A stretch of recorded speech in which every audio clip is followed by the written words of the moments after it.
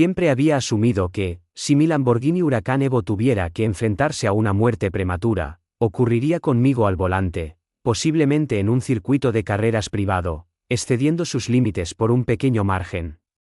El escenario que no había previsto implicaba que fuera embestido lateralmente hasta convertirlo en un amasijo de hierros por un adolescente con acné, que intentaba presumir ante sus compañeros igualmente inconscientes. Este joven era, casualmente, el vástago de la infernal presidenta de nuestra comunidad de vecinos. Carmen fue el desastre culminante en esta catástrofe automovilística. Con su característica grandilocuencia y santurronería, Carmen insistió en que yo corriera con los gastos de la reparación, afirmando, y cito textualmente, «Es su coche, querido. En última instancia, su responsabilidad». Todavía estoy intentando comprender el enrevesado razonamiento necesario para llegar a semejante deducción.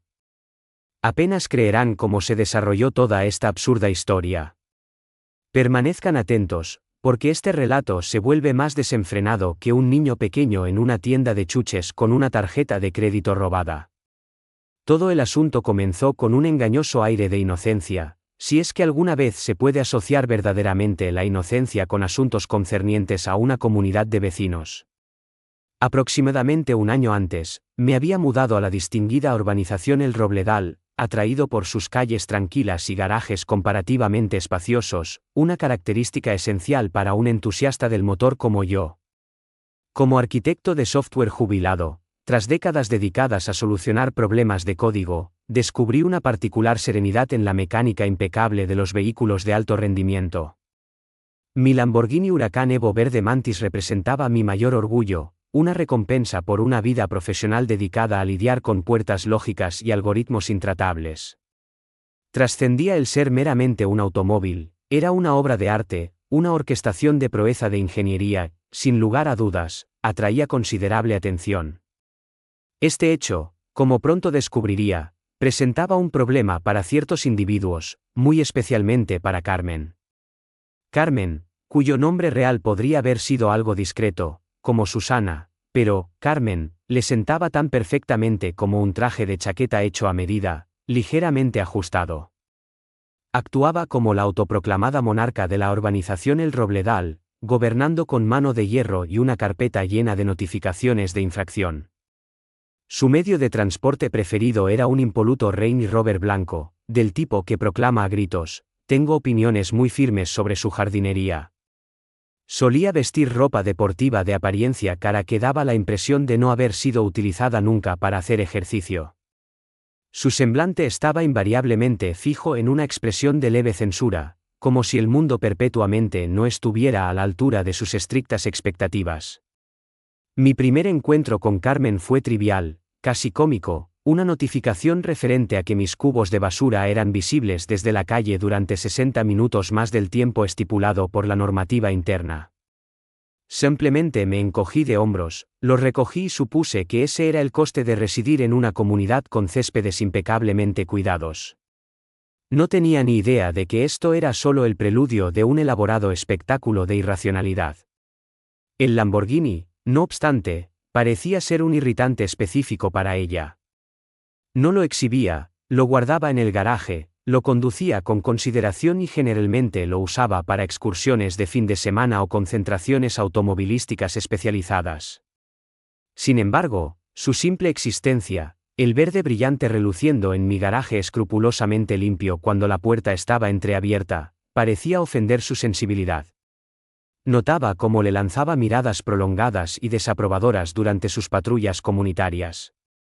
En una ocasión, mientras lo estaba puliendo, me abordó, ostensiblemente para conversar sobre el tono beige autorizado para los soportes del buzón, pero su mirada se desviaba repetidamente hacia el Huracán. Un coche bastante llamativo para un vecindario tranquilo.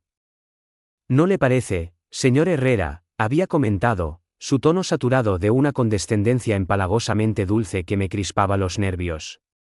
Yo solo había sonreído y respondido, «Me hace feliz, Carmen, y es notablemente discreto cuando respeto los límites de velocidad señalados». Sus labios se fruncieron. A partir de entonces, fue evidente que estaba bajo su escrutinio. La noche del suceso, Yo estaba fuera asistiendo a una pequeña conferencia tecnológica, una costumbre que mantenía más por hábito que por necesidad. Mi residencia estaba cerrada, las alarmas activadas, las medidas de seguridad estándar. El huracán descansaba cómodamente en su espacio designado dentro de mi garaje para 3 coches, cubierto con una funda y conectado a un cargador de mantenimiento. Mi vecino, un agradable anciano llamado Arturo, poseía una copia de la llave de mi casa para situaciones urgentes, pero definitivamente no de ninguno de mis vehículos.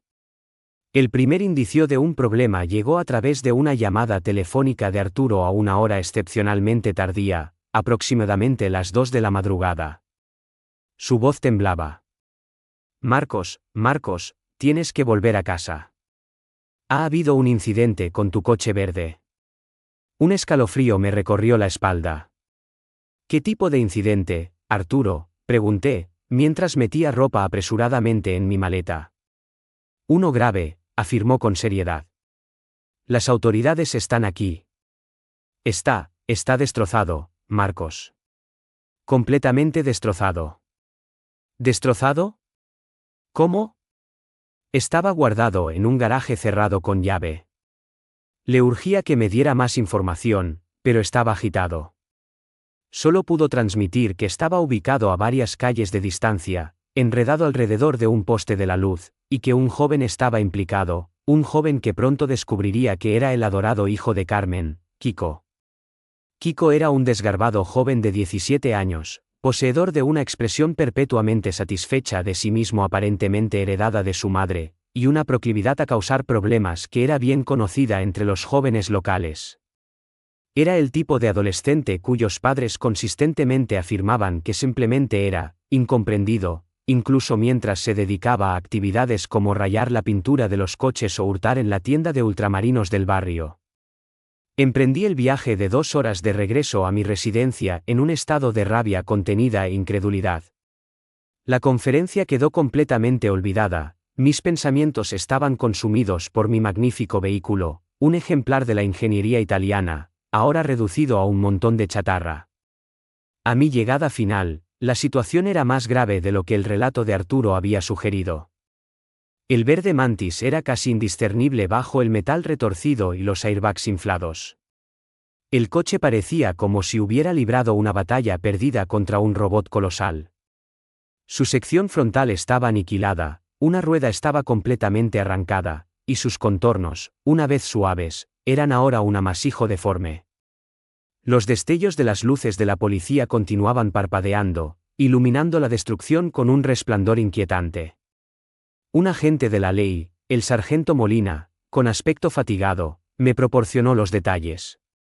Kiko, aparentemente, había determinado que mi Lamborghini sería el vehículo ideal para deslumbrar a sus amistades. De alguna manera se las había ingeniado para entrar en mi garaje, localizar la llave de servicio que guardaba en una caja de seguridad supuestamente segura, un hecho que todavía me causa una angustia visceral. Supongo que o bien me vio cogerla en una ocasión anterior o fue una intrusión más calculada, quizás implicando la observación de mis rutinas, y luego se fugó con el huracán para un paseo temerario, uno excesivamente breve y ruinoso. Testigos presenciales relataron que conducía el vehículo como un loco, haciendo derrapes y acelerando desmesuradamente por vías residenciales antes de perder el control y colisionar con el poste a considerable velocidad. Asombrosamente, Kiko y sus 2 acompañantes habían salido con heridas comparativamente superficiales, principalmente cortes y abrasiones, un testimonio de la excepcional ingeniería de seguridad de Lamborghini. El automóvil, sin embargo, estaba irrefutablemente siniestro total. Se me revolvió el estómago. El descaro absoluto, la flagrante transgresión, la falta total de respeto, era demasiado. El sargento Molina me informó que Kiko ya estaba detenido y se enfrentaba a multitud de cargos: robo de vehículo con agravantes, conducción temeraria, conducir sin carné y puesta en peligro. Esto ofrecía escaso consuelo, pero era algo. Mientras la grúa se preparaba para retirar los restos de mi apreciado coche, yo simplemente observaba, un frío nudo de furia oprimiéndome el pecho. Esto iba más allá de un simple automóvil, se trataba de una profunda violación de la confianza, la seguridad y el más elemental civismo. Además, tenía el presentimiento de que lidiar con Kiko sería meramente la etapa inicial. Su madre aún no había aparecido, y sabía con una convicción inquietante que Carmen no dejaría de contribuir al drama en curso.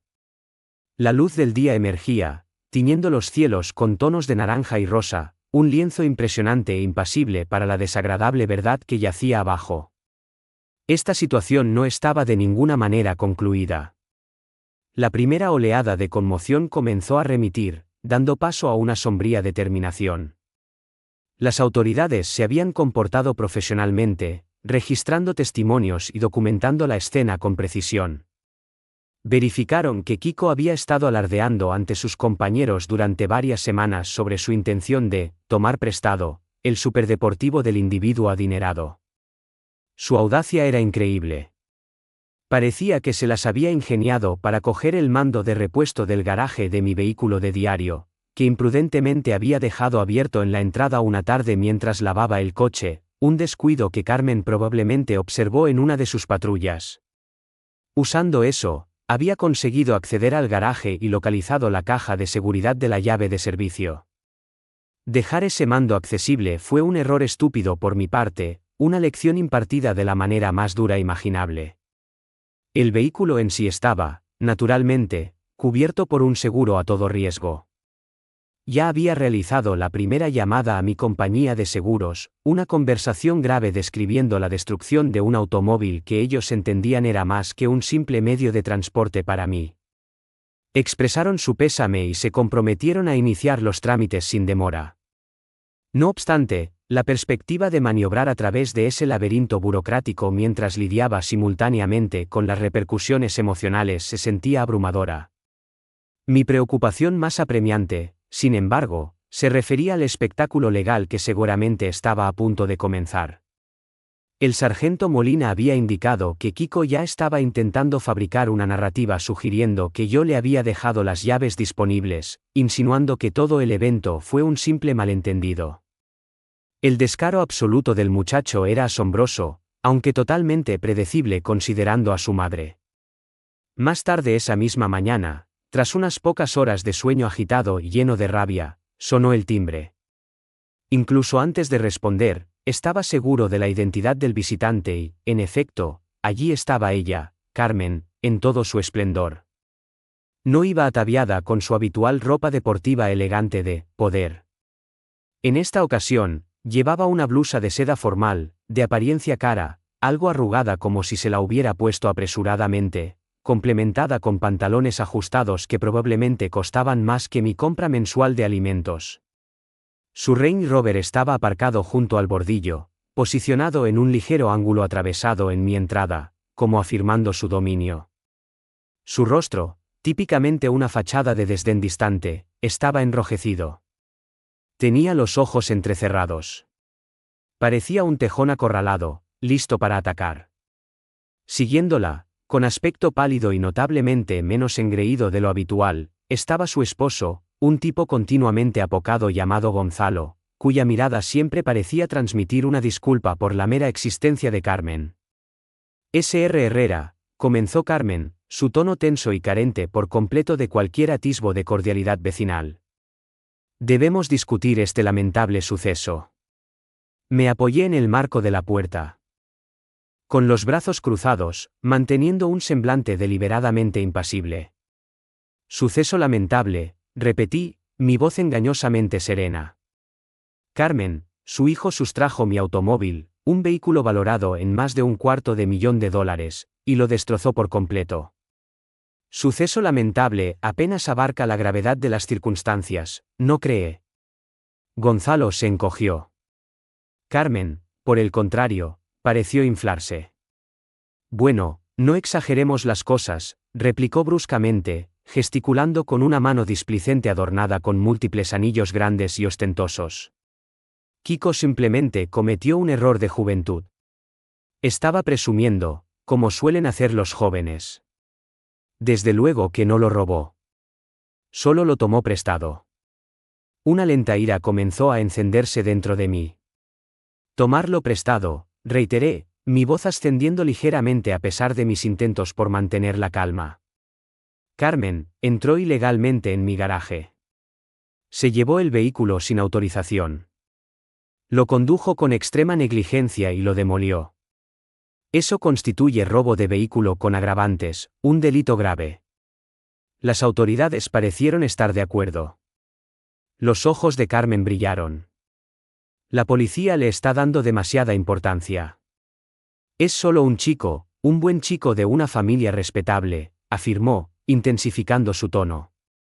Y francamente, señor Herrera, si usted decide tener un coche tan ostentoso, debería prever este tipo de cosas. Es un reclamo problemático.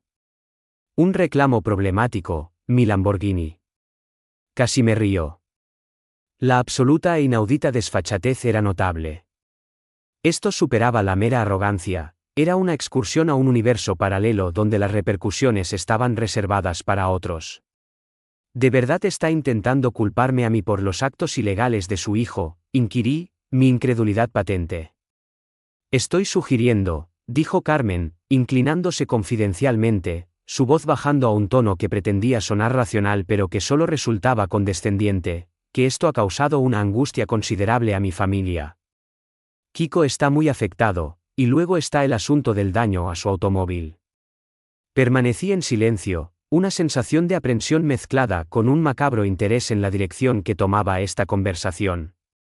Bueno, prosiguió, visiblemente henchida de egolatría, dado que es su vehículo y su póliza de seguro, es claramente su obligación pagar las reparaciones. De hecho, añadió, como si esta fuera una deducción enteramente racional, esperamos que gestione este asunto discretamente. No queremos que el futuro de Kiko se vea comprometido por este error de juicio juvenil. Quizás incluso podría decir a las autoridades que fue solo un malentendido, que usted le permitió tomarlo prestado. La miré fijamente. Simplemente la miré. El silencio se prolongó, denso y opresivo. Gonzalo se movió incómodo, pareciendo desear que la tierra se abriera y se lo tragara. Finalmente, recuperé la capacidad de hablar, y mi tono fue gélido. Permítame entender esto correctamente, Carmen. Su hijo coge mi Lamborghini, lo reduce a ruinas, y usted espera que yo cubra los costes y engañe a la policía para protegerlo. Carmen asintió bruscamente, una expresión de suficiencia en su rostro, como si acabara de proponer un acuerdo comercial enteramente lógico. Exacto. Es la solución más práctica para todos los implicados. Considérelo una contribución cívica, para mantener la paz en la comunidad. Realmente me reí en ese momento, un sonido breve, cortante y carente de alegría. Carmen, dije, mi voz engañosamente suave, usted está desconectada de la realidad. Absoluta y fehacientemente desconectada de la realidad. No solo me niego a pagar un solo céntimo por el daño que causó su descarriado hijo, sino que además pienso presentar cargos hasta el máximo alcance de la ley. En cuanto a su sugerencia de que engañe a las autoridades, eso se llama obstrucción a la justicia, y tengo entendido que también es un delito grave. Quizá debería buscar asesoramiento legal antes de seguir por ese camino. Su expresión, previamente satisfecha, se crispó de furia. ¿Cómo se atreve? Somos pilares de esta comunidad. Mi Kiko es un buen chico. Usted, con su coche ostentoso y su actitud distante, usted es el problema aquí. Gritó, lanzando saliva. Se pondrá en contacto con usted nuestro abogado. Lamentará este día, señor Herrera. Le demandaremos por daños morales, por poner en peligro a un menor con su amenaza vehicular. Gonzalo al fin logró hablar, un sonido débil y vacilante. Ahora, Carmen, querida, quizás deberíamos simplemente. Silencio, Gonzalo, espetó ella, sin siquiera mirarlo. Se giró de nuevo hacia mí, con los ojos encendidos. Esto no ha terminado, Herrera. De ninguna manera. Ya lo verá. La gente como usted siempre recibe su merecido. Y con eso, dio media vuelta, prácticamente empujando a Gonzalo a un lado, y marchó de regreso a su Range Rover, cerrando la puerta con tal violencia que hizo vibrar las ventanillas. Observé su partida, la pura absurdidad del intercambio dejándome momentáneamente aturdido. Luego, una firme determinación se apoderó de mí. Esto ya no se trataba solo de un automóvil destrozado. Se trataba de principios fundamentales. Se trataba de responsabilidad. Carmen había iniciado efectivamente las hostilidades, y yo, un individuo cuya carrera se fundaba en la lógica y la exactitud, estaba completamente preparado para enfrentarla en ese campo de batalla. Mi primera comunicación tras contactar con mi compañía de seguros fue destinada a la abogada litigante más capaz que conocía. Este conflicto vecinal estaba a punto de escalar significativamente. Mis pensamientos bullían. La insistencia de Carmen no era meramente audaz, era una clara señal de agresión. Realmente creía que podía intimidar y abrirse paso con arrogancia a través de la situación, permitiendo a su hijo evadir las repercusiones e, incluso más increíblemente, transferirme la responsabilidad monetaria a mí. El argumento del reclamo problemático era especialmente irritante. La idea de que mi Lamborghini, aparcado de forma segura en mi garaje cerrado, fuera responsable del robo y vandalismo premeditados de su hijo era absurda. El razonamiento era tan retorcido que rayaba en lo artístico. Sin embargo, la furia, aunque gratificante, no constituía un plan. Necesitaba un enfoque sistemático y exacto, similar a la resolución de problemas de software complejo. Mi objetivo primordial era salvaguardar mi propia posición legal y financiera. Volví a contactar rápidamente con mi aseguradora, informándoles de la visita de Carmen y su peculiar punto de vista sobre la culpabilidad. Mi representante de siniestros, una mujer inesperadamente empática llamada Sara, me escuchó con paciencia. Señor Herrera, dijo, su tono sereno y profesional, por favor, no se preocupe por la señora Pérez, la que está causando todos estos problemas. Sus afirmaciones carecen de fundamento. Su seguro cubre el robo y los daños malintencionados. Reclamaremos el reembolso completo a Kiko y a sus padres, incluyendo su franquicia, mediante subrogación. Su exigencia de que usted pague es, francamente, absurda desde un punto de vista legal. Eso fue reconfortante. Sara me recomendó que registrara meticulosamente todos los detalles, cada intercambio, cada comunicación. Personas de esa calaña, añadió con un dejo de fatiga, pueden complicar las cosas, incluso cuando es evidente que tienen la culpa. Sabio consejo, ciertamente. Mi siguiente comunicación fue con Elena Varela, una tenaz litigante que conocía desde hacía muchos años. Eli era reconocida por su excepcional agudeza, absoluta implacabilidad en los tribunales y total intolerancia hacia el absurdo. Era precisamente la persona que necesitaba. Le detallé las circunstancias, desde el robo hasta las asombrosas exigencias de Carmen. Eli permaneció en silencio por un breve periodo después de que concluí, y casi pude percibir los engranajes girando en su astuta mente legal. Luego emitió una risita, una risa seca y amenazante. Marcos, comentó, esta mujer parece una caricatura exagerada. ¿Un reclamo problemático por un coche guardado en un garaje cerrado con llave? ¿Insistir en que usted cubra los daños que su hijo causó a la propiedad que le robó? Esto es oro puro. Material puro, sin adulterar, legalmente autodestructivo. Su regocijo fue contagioso, y experimenté una ligera disipación de mi estrés. Entonces, ¿cuál es nuestra estrategia? Eli, inquirí. Abordamos esto inteligentemente, respondió.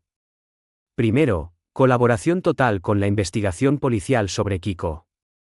Buscamos que sea procesado con el mayor rigor posible, el robo de vehículos con agravantes es un delito grave. Segundo, dejamos que su aseguradora gestione la reclamación principal del vehículo. Ellos tienen los recursos. Supervisaremos eso de cerca. Tercero, y aquí es donde la cosa se pone interesante, nos preparamos para la inevitable jugada agresiva de Carmen. Amenazó con demandarle por daños morales y por poner en peligro a un menor. Que lo intente. La arrollaremos con contrademandas por acoso, difamación si empieza a hablar mal de usted en público, e incluso posiblemente por infligirle intencionadamente angustia emocional. Eli sugirió además que mejorara las medidas de seguridad de mi casa. Si el hijo tuvo la osadía de robar un Lamborghini y la madre es así de inestable, no se sabe qué podrían intentar después. Instale cámaras que vigilen toda su propiedad desde todos los ángulos, y grábelo todo. Ya había estado contemplando tales acciones. Mi sistema de seguridad existente era adecuado, pero una mejora era necesaria. En cuestión de días, tenía implementado un sistema de última generación, completo con cámaras de alta resolución que vigilaban la entrada, el acceso al garaje, la calle e incluso la parte trasera de mi residencia. Cada posible ruta de acceso estaba bajo vigilancia y siendo grabada. Adicionalmente, comencé a mantener un diario exhaustivo de todas las interacciones, por triviales que fueran, con Carmen o cualquier otro miembro de la junta directiva de la comunidad de vecinos. Arturo, mi vecino, resultó ser un apoyo excepcionalmente valioso. Había observado a Kiko merodeando en las inmediaciones de mi casa en múltiples ocasiones durante las semanas previas al robo. Siempre parecía furtivo, ese chico, se había quejado Arturo. Me daba mala espina. Solo lamento no haberlo mencionado antes. Sus avistamientos, aunque quizás no constituían una prueba directa del robo, dibujaban un escenario de premeditación. Accedió gustosamente a prestar declaración a las autoridades y a Eli. Mientras tanto, Kiko había sido puesto en libertad bajo fianza, para mi gran disgusto. Sus padres evidentemente habían logrado reunir los fondos, y él había regresado al vecindario, aunque afortunadamente sujeto a alguna forma de arresto domiciliario o toque de queda. Los rumores locales, impulsados por el cotilleo comunitario y fragmentos de información de otros adolescentes, indicaban que estaba lejos de sentir remordimiento.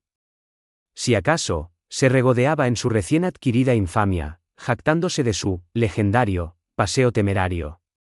Sus perfiles en redes sociales, que un conocido de Eli con habilidades tecnológicas logró descubrir a pesar de sus configuraciones de privacidad, parece que los adolescentes no son tan astutos con sus rastros digitales como creen, resultaron ser una mina de oro. Había publicaciones indirectas refiriéndose al evento, comentarios de sus compañeros elogiando su audacia, e incluso un selfie repulsivamente engreído tomado meras horas antes del robo, con la leyenda, a punto de hacer algo legendario. Yo lo punto. El contacto de Eli conservó copias de todo. Este joven estaba efectivamente asegurando su propia caída, con su madre facilitando el proceso. Carmen, fiel a su promesa, o posiblemente a su amenaza, no permaneció en silencio por mucho tiempo. Varios días después, llegó una comunicación de apariencia oficial de la comunidad de vecinos de El Robledal. No era, afortunadamente, una factura por los daños a mi vehículo, pero era casi igual de ofensiva. Constituía una advertencia de infracción concerniente a mi césped. Supuestamente, un segmento de hierba adyacente al pavimento era 6 milímetros más alto de lo permitido. La notificación contenía una fotografía mal enfocada, probablemente capturada por la propia Carmen desde su Range Rover, y una severa admonición sobre multas diarias si el problema no se corregía en 24 horas. La trivialidad era asombrosa. Su hijo roba y destroza mi Lamborghini, ella insiste en que yo cubra los costes, y ahora me persigue por el mantenimiento del césped. Esto había dejado de ser meramente sobre el automóvil, era un esfuerzo concertado de acoso. Documenté cuidadosamente la advertencia, tomé imágenes de mi césped enteramente adecuado y envié una cortés carta certificada en respuesta a la comunidad de vecinos, con copia a Eli, afirmando que la supuesta infracción carecía de fundamento y parecía ser un acto de represalia. También les recordé delicadamente la investigación criminal en curso sobre el robo de mis bienes por un individuo residente en el domicilio de la presidenta de la comunidad. La contienda había comenzado. Carmen evidentemente intentaba blandir su autoridad en la comunidad para intimidarme, para hacer mi existencia insoportable hasta que cediera a sus absurdas demandas. No era consciente del tipo de persona a la que se enfrentaba. No era simplemente un individuo adinerado cualquiera con un coche caro, era una persona que había dedicado su vida a resolver problemas complicados, y Carmen, con su despotismo menor y su hijo descarriado, era simplemente otro desafío esperando resolución, y yo poseía una gran paciencia. La advertencia de infracción de la comunidad de vecinos relativa a mi césped fue meramente la salva inicial en la ofensiva de acoso trivial de Carmen. A lo largo de las semanas siguientes, un flujo continuo de notificaciones comparables apareció en mi buzón. Una se refería a mi buzón, afirmando que la pintura se había deteriorado más allá de las normas comunitarias permitidas, tenía menos de un año y parecía impecable. Otra ponía reparos a una mancha menor en una de las baldosas de la entrada, discernible solo si uno la examinaba de cerca, de rodillas y con un instrumento de aumento. Cada notificación fue cuidadosamente registrada, fotografiada y respondida con correspondencia cortés y legalmente precisa, formulada con la ayuda de Eli, destacando consistentemente el carácter vengativo de las afirmaciones dado el caso penal activo contra su hijo. Era evidente que Carmen estaba empleando la normativa interna de la comunidad como su arma privada, intentando agotar mi paciencia. Desconocía que yo prospero en los detalles y la adhesión al procedimiento adecuado. Mi experiencia en arquitectura de software me había condicionado a ser minucioso, a escudriñar sistemas en busca de imperfecciones, y la comunidad de vecinos del Robledal, bajo la gobernanza de Carmen, se parecía cada vez más a un sistema profundamente defectuoso. A él y este aspecto particular le pareció bastante intrigante. Si está abusando de su autoridad tan abiertamente contigo, Marcos, había comentado durante una de nuestras reuniones de planificación, es probable que esté tratando a otros de manera similar o, peor aún, malversando los fondos de la comunidad. Este es un comportamiento típico entre tales déspotas menores. Esta revelación presentó una nueva línea de investigación. Aunque mi principal preocupación seguía siendo el robo de mi Lamborghini y la responsabilidad legal de Kiko, socavar la influencia de Carmen dentro de la comunidad de vecinos se estaba convirtiendo en un objetivo secundario progresivamente atractivo. Si estaba dispuesta a acosarme por una simple brizna de hierba, ¿qué otras acciones podría emprender? Comencé a relacionarme más con mis vecinos, evaluando discretamente sus encuentros con Carmen y la comunidad.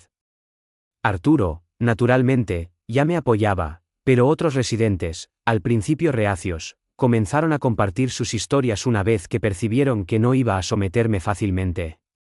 Surgieron relatos sobre multas caprichosas, aplicación sesgada de las regulaciones y un clima generalizado de miedo.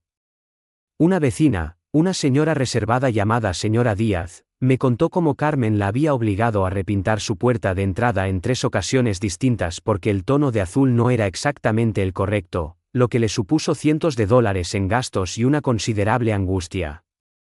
Otro residente describió cómo su solicitud para instalar un sistema modesto y discreto de paneles solares, una medida activamente promovida por el ayuntamiento para el ahorro energético, había sido consistentemente rechazada por Carmen sin justificación legítima, solo para descubrir posteriormente que el cuñado de Carmen era el propietario de una empresa local de tejados que no ofrecía instalaciones solares y que había pujado sin éxito por la renovación de su tejado el año anterior. La imagen que se estaba formando era la de una presidenta de la comunidad gestionando el vecindario como su dominio privado, explotando su cargo para saldar venganzas personales, beneficiar a sus asociados y, en general, causar dificultades a cualquiera que no le mostrara deferencia. Esta situación había trascendido el ser meramente sobre mi automóvil, se había convertido en una cuestión de justicia comunitaria. Paralelamente, la investigación sobre las acciones de Kiko avanzaba. Su arrogancia inicial supuestamente disminuía a medida que la gravedad de las acusaciones, robo de vehículo con agravantes de un vehículo valorado en más de $100.000, un delito grave, imprudencia temeraria con resultado de peligro, y otras, comenzaba a quedarle clara. El contacto tecnológico de Eli también había logrado recuperar algunos mensajes de texto borrados del teléfono móvil de Kiko, obtenidos mediante una orden judicial, naturalmente, que eran excepcionalmente incriminatorios. En estos mensajes, no solo se jactaba de su plan para sustraer el Lamborghini, sino que también indicaba que a su madre no le importaría, y que incluso podría considerarlo divertido si, a ese fanfarrón de Herrera le bajaban los humos. Esto fue un gran avance. Implicaba que Carmen podría haber tenido conocimiento previo o, como mínimo, haber cultivado un entorno en el que su hijo se sintiera envalentonado para perpetrar tal acto sin preocuparse por su desaprobación. Los ojos de Ellie brillaron cuando le transmití esto. Esto podría cambiar su situación de ser simplemente la madre de un delincuente a ser posiblemente cómplice o, al menos, demostrar negligencia contributiva en un contexto civil, reflexionó. Debemos proceder con cautela, pero esto representa un giro importante de los acontecimientos. Suministramos esta información al detective que supervisaba el caso de Kiko, quien parecía progresivamente cansado de las incesantes llamadas de Carmen a su comisaría, afirmando la inocencia de su hijo y acusando a las fuerzas policiales de atormentar a su buen chico. Carmen, inconsciente de la tempestad que se avecinaba, persistió en su campaña trivial. Intensificó sus acciones, pasando de las infracciones de césped y buzón a intentar que la comunidad me multara por cambios de jardinería no autorizados porque había sustituido un rosal muerto por un espécimen más vigoroso del mismo tipo. Incluso intentó afirmar que mis nuevas cámaras de seguridad infringían la normativa estética de la comunidad, a pesar de que varias otras residencias tenían cámaras claramente visibles. Cada esfuerzo fue contrarrestado con una refutación resuelta y legalmente sólida de Ellie, frecuentemente citando la propia normativa interna de la comunidad en su contra, subrayando inconsistencias en la aplicación y el evidente patrón de represalias. La exasperación de Carmen era tangible. La observaba pasar en coche por mi casa, disminuyendo la velocidad, su expresión un rostro de rabia impotente. Su impecable Range Rover, típicamente lustroso, incluso comenzó a parecer algo menos prístino, como si su fijación en mis supuestas transgresiones la estuviera llevando a descuidar sus propios emblemas de prestigio. Una tarde, me abordó mientras recogía mi correo.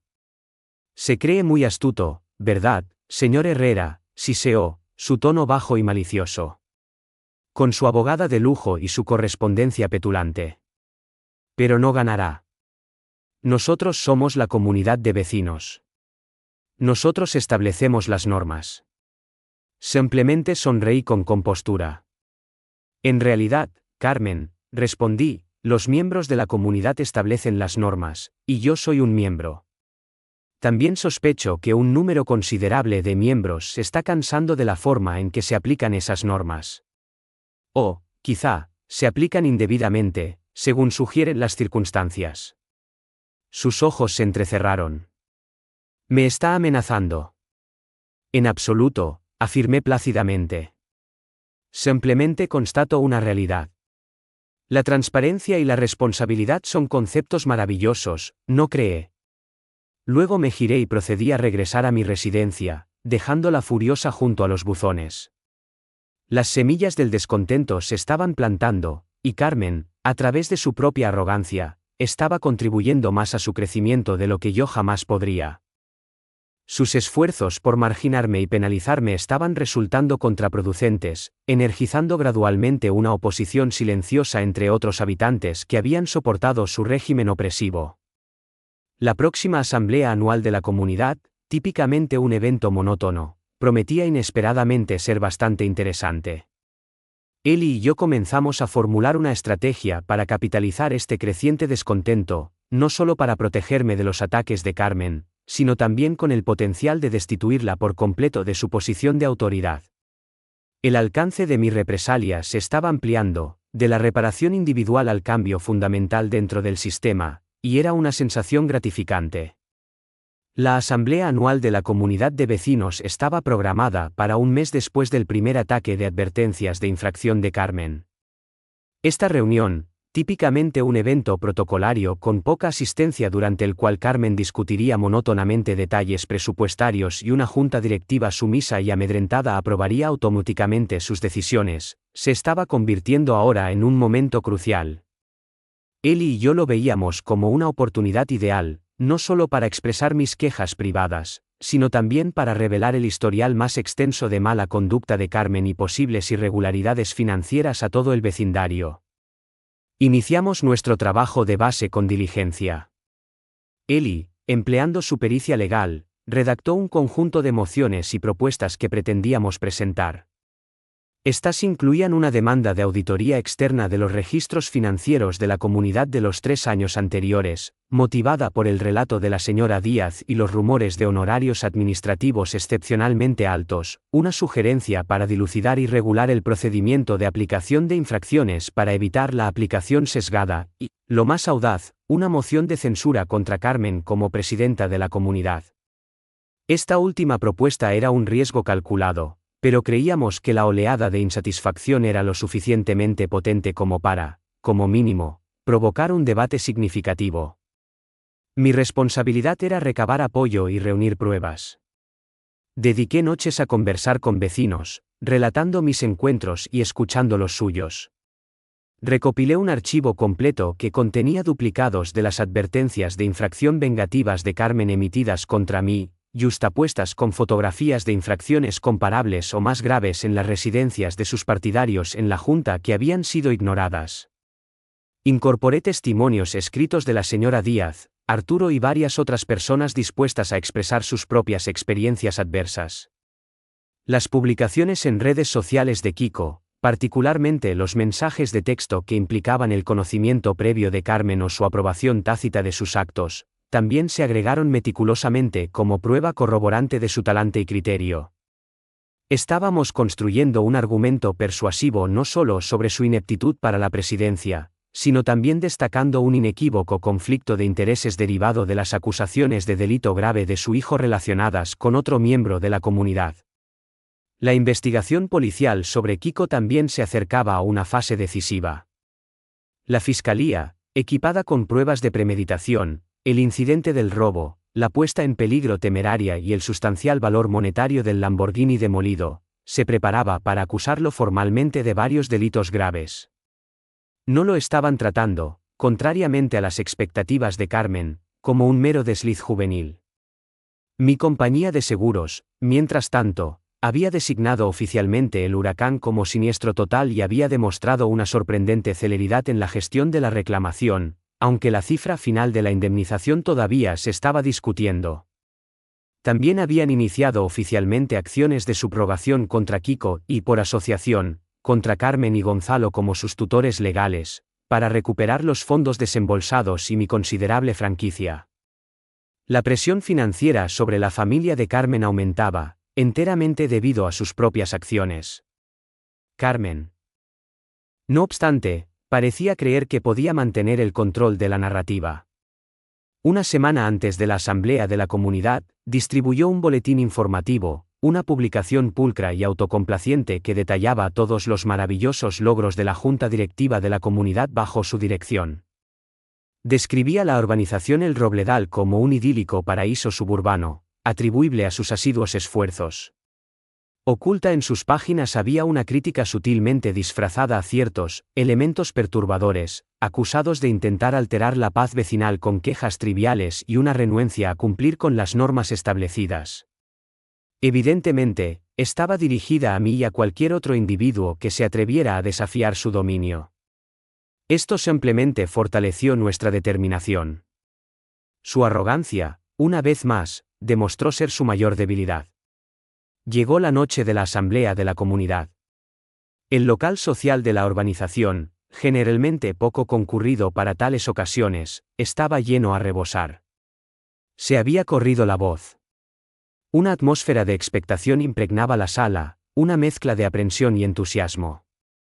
Reconocí a numerosas personas conocidas, Arturo haciéndome un gesto de aprobación con el pulgar, la señora Díaz esbozando una leve sonrisa optimista. Carmen, posicionada entre sus habituales adláteres serviles de la Junta, un tesorero visiblemente nervioso y una secretaria siempre con el ceño fruncido, ocupaba la mesa principal, pareciendo inusualmente descompuesta por la gran asistencia. Se esforzó por irradiar seguridad, su voz ligeramente elevada, su sonrisa algo forzada, mientras golpeaba el mazo para dar comienzo a la reunión. Su atuendo, como de costumbre, era un intento de vestimenta de poder, un traje sastre azul marino riguroso, que parecía un uniforme, adornado con un collar de oro macizo que probablemente representaba la hipoteca de un mes para algunos de los presentes. Comenzó su discurso ensayado, Un soliloquio discursivo sobre la valoración de las propiedades y la necesidad de mantener nuestros estándares exclusivos. Era su discurso habitual, pero esa noche no caló. Los asistentes estaban inquietos.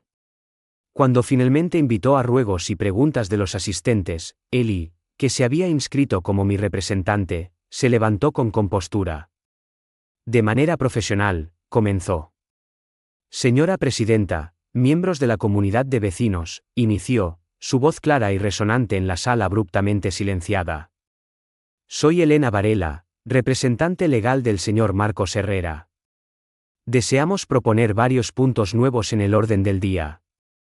La expresión de Carmen se tensó. ¿Abogados, señor Herrera? ¿Es esto realmente necesario?, inquirió, intentando un tono displicente pero incapaz de ocultar el temblor en su voz. Considerando los acontecimientos recientes, señora Presidenta, y las preocupaciones de muchos vecinos, sí, efectivamente lo es, replicó Eli con frialdad. Eli luego presentó metódicamente nuestras sugerencias, la auditoría financiera independiente, la reevaluación de los protocolos de cumplimiento y, finalmente, la moción de censura. Para cada punto, ofreció un sucinto resumen de la documentación corroborante, el historial de multas vengativas, las discrepancias registradas, las declaraciones juradas de otros habitantes detallando sus propias experiencias de acoso. Cuando se refirió a los mensajes de texto de Kiko que implicaban la apatía de Carmen o incluso su aprobación con respecto al robo del Lamborghini, un jadeo audible recorrió la asamblea. Carmen palideció visiblemente. Eso es mentira, invenciones, tartamudeó. Mi hijo nunca. Yo nunca. Las pruebas hablarán por sí solas, señora Presidenta, afirmó Eli con tranquilidad. Me llamo Marcos Herrera, comencé, mi voz firme. Varios de ustedes saben lo que ocurrió con mi automóvil. Lo que quizás no sepan es que, después de que el hijo de Carmen lo robara y destrozara, la propia Carmen visitó mi residencia e insistió en que yo cubriera los costes de la reparación. Me pidió que engañara a las autoridades para proteger a su hijo. Ante mi negativa, inició una campaña de acoso utilizando su autoridad en la comunidad, imponiéndome multas por infracciones ficticias. Luego mostré duplicados de mis advertencias de infracción junto con imágenes de mi césped y buzón impecables, contrastándolos con evidentes infracciones en las residencias de miembros de la Junta que habían sido ignoradas durante largos periodos, algunas durante meses, otras durante años. El murmullo de conversación en la sala se intensificó. La gente asentía y se miraba. La imagen meticulosamente construida del liderazgo compasivo de Carmen se estaba desintegrando. Precisamente cuando Carmen estaba al borde de un estallido, intentando acallar mi voz, las puertas del local social se abrieron de golpe.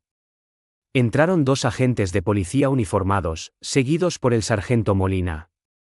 Un profundo silencio se apoderó de la asamblea.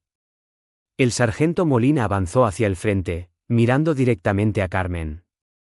Señora, se dirigió a ella, su tono resuelto pero cortés. Carmen Pérez. Tengo una orden de arresto para usted. Aspiraciones de sorpresa se extendieron entre los asistentes. Carmen se quedó boquiabierta, su expresión una mezcla de asombro e incredulidad. ¿Detenerme? ¿Por qué motivo?, balbuceó.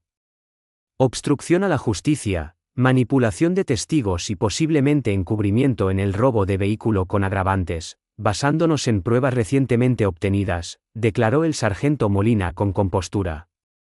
También tenemos una orden para Kiko Pérez, por cargos adicionales relacionados con intimidación de testigos. Está siendo detenido en este mismo momento. Uno de los agentes avanzó. Señora, tendrá que acompañarnos. Carmen escudriñó frenéticamente la sala, su mirada deteniéndose en su marido, Gonzalo, que parecía a punto de desplomarse. Sus aliados de la Junta clavaron la vista en el suelo. Todo apoyo había desaparecido. Su dominio había terminado, no con una floritura dramática, sino con el sonido de las esposas mientras sacaban a una Carmen farfullante y protestona del local social. La sala estalló, no instantáneamente con aplausos, sino con una oleada de alivio atónito, sucedida por un animado murmullo de discusión. La destitución meticulosamente orquestada había sido incluso más teatral de lo que había anticipado. Eli me ofreció un discreto asentimiento, una leve sonrisa adornando sus labios. La prueba decisiva no habían sido únicamente los mensajes de texto, fue el propio comportamiento errático de Carmen y la valentía de la comunidad finalmente alzando la voz, todo culminando en este colapso altamente público y profundamente gratificante. La asamblea de la comunidad no había terminado en absoluto, en realidad, solo estaba comenzando. Ahora, con Carmen destituida, la genuina tarea de reconstrucción podía ponerse en marcha. Presenciar cómo se llevaban a Carmen esposada de su propia asamblea de la comunidad fue, lo reconozco, un momento de profunda, aunque algo sombría, satisfacción. Ya no se trataba únicamente del Lamborghini, ni de las multas triviales, ni de sus absurdas peticiones. Se trataba de que la responsabilidad finalmente alcanzara a un individuo que se consideraba exento de ella. La sala era un tumulto. Gonzalo, el esposo de Carmen, parecía completamente destrozado, murmurando disculpas a una audiencia invisible antes de marcharse discretamente, probablemente en busca de un fiador judicial. Los secuaces restantes de Carmen en la junta, el tesorero y la secretaria de ceño perpetuamente fruncido, parecían animales asustados, inmovilizados por la conmoción. Evidentemente se habían aliado con un poder en declive y ahora se enfrentaban a las repercusiones. En ausencia de Carmen, surgió un vacío de liderazgo no planificado. Arturo, bendito sea, fue el primero en hablar. Bueno, dijo, su voz imbuida de una recién encontrada seguridad, parece que tenemos una vacante para la presidencia y mucho trabajo por delante. La tensión en la sala se disipó, suplantada por una oleada de vigor. La gente comenzó a conversar de verdad, por lo que pareció la primera vez en muchos años. Se compartieron ideas, se expresaron quejas sin temor a represalias y comenzó a materializarse un sentimiento de objetivo común. Eli, siempre la pragmática, guió cuidadosamente los acontecimientos. Señoras y señores, se dirigió al grupo reunido.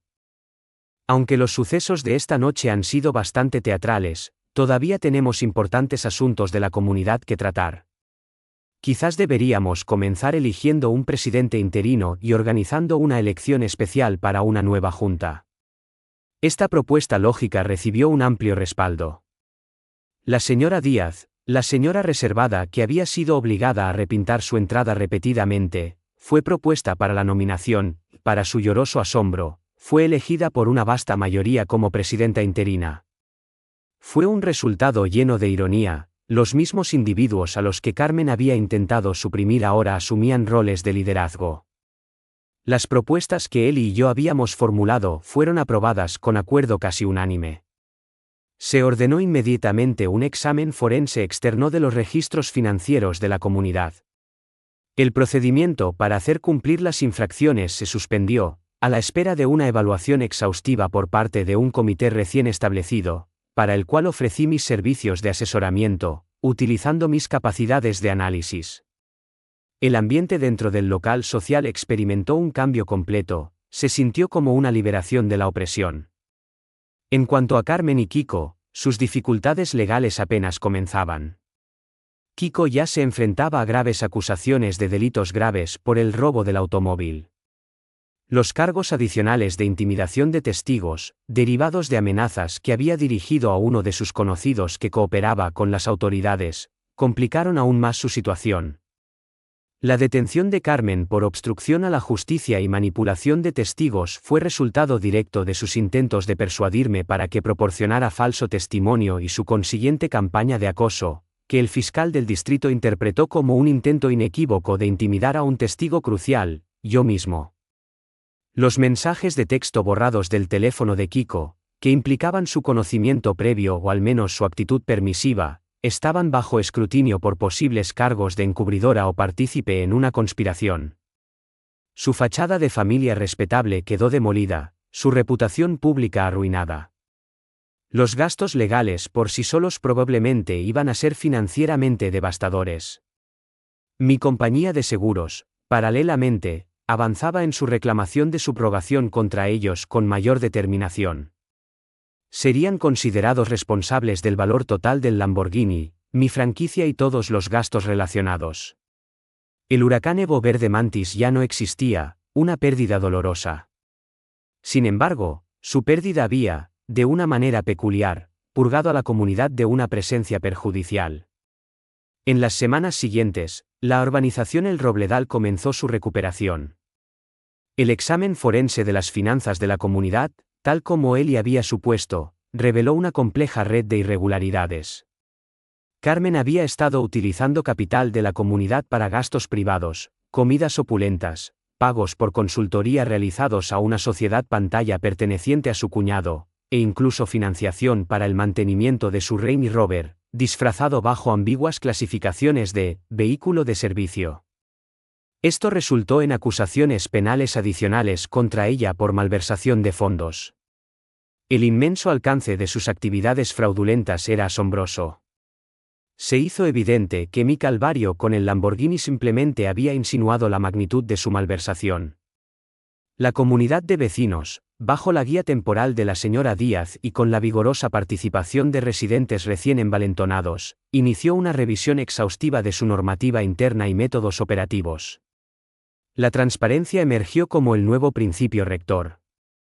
Las asambleas eran concurridas, productivas y centradas en la auténtica mejora del vecindario en lugar de en triviales luchas por el dominio.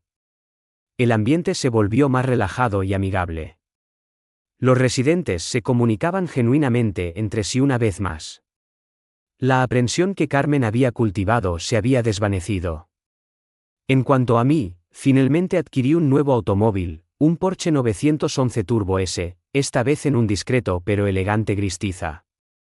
Todavía atraía la atención, pero quizás era algo menos ostentoso. Como Carmen podría haberlo descrito.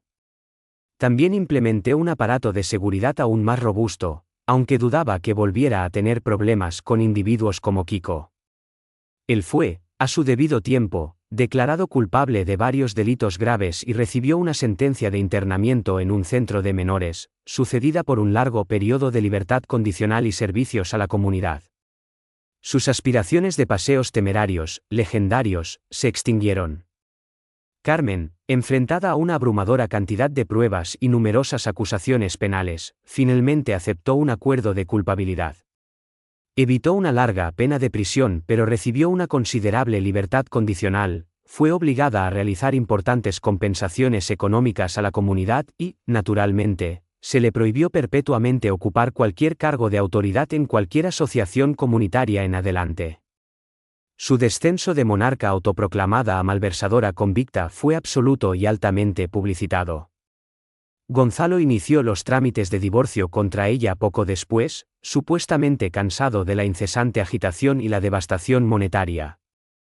Mis últimas noticias indicaban que Carmen trabajaba en un puesto de dependienta con un sueldo bajo en otra localidad, su costosa vestimenta y su Range Rover desaparecidos hacía mucho tiempo, un crudo contraste con la déspota de la comunidad que insistió en que yo corriera con los gastos de la demolición de mi Lamborghini por parte de su hijo. Ocasionalmente, mientras detallo el Porsche, reflexiono sobre todo el absurdo asunto. El descaro absoluto de Carmen y Kiko continúa asombrándome. Sin embargo, también contemplo la resolución, no simplemente la justificación personal, sino la transformación beneficiosa que provocó para todo un vecindario. Sirve como testimonio de que, a veces, cuando se le provoca en exceso, incluso un discreto arquitecto de software jubilado puede verse envuelto en una confrontación con el despotismo local, y con una medida de racionalidad, determinación y un abogado competente, puede ciertamente salir victorioso. La experiencia me costó un Lamborghini, pero restauró la tranquilidad y la equidad en la urbanización El Robledal. Y eso, supongo, es un intercambio que puedo aceptar. Vale la pena recordar que a veces el reclamo problemático más grande es, de hecho, el individuo que genera el problema en primer lugar.